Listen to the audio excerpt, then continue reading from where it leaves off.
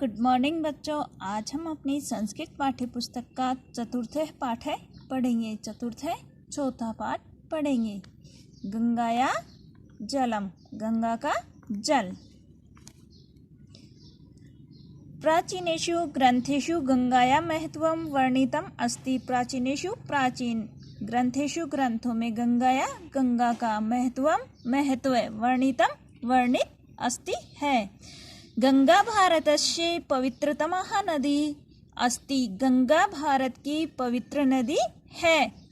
गंगा हिमालयात् निःसरिताः ग्रामे ग्रामे नगरे नगरे उपनगरे वा भूयं कोलकाता नगरस्य समीपे बंगो उपसागरेण सह मिलती। गंगा हिमालय से निःसरिता निकल करके ग्रामे ग्रामे गांव नगरे नगर में उपनगरे व अथवा उपनगरे महानगरों में भूयम होकर के कोलकाता नगर से कोलकाता नगर के समीप बंगो उपसागरेण बंगाल की खाड़ी में से मिलती है। एतत् स्थलं गंगा सागर है कथ्यते।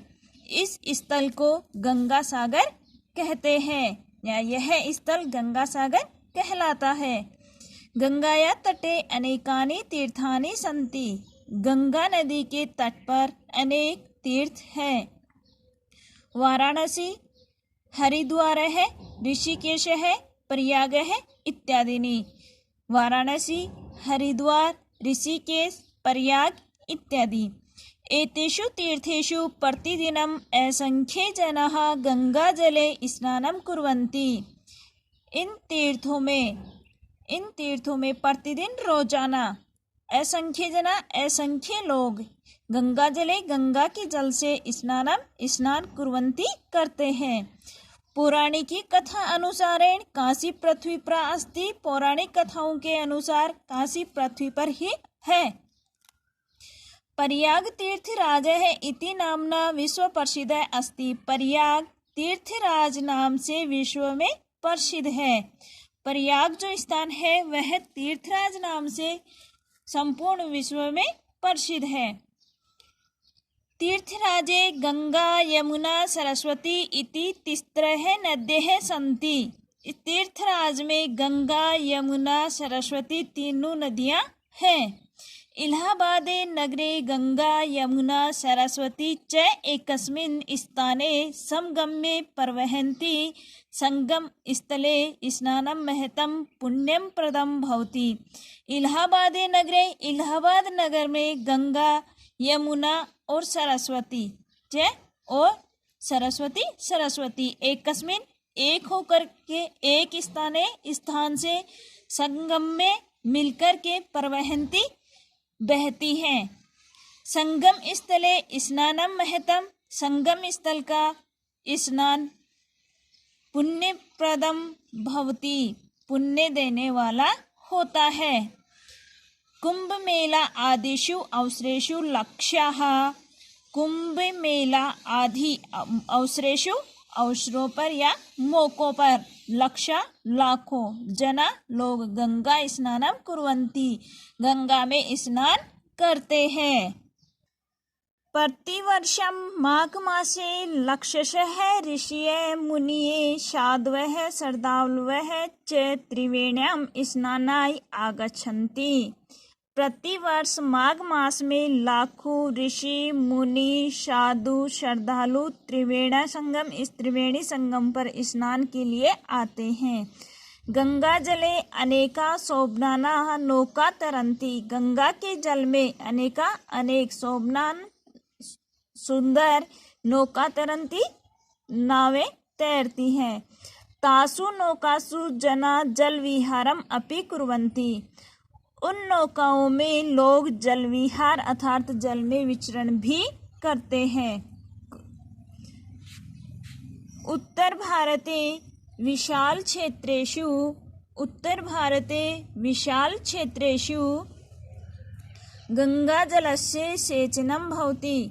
उत्तर भारत का विशाल क्षेत्र गंगा के जल से सिंचाई होती है।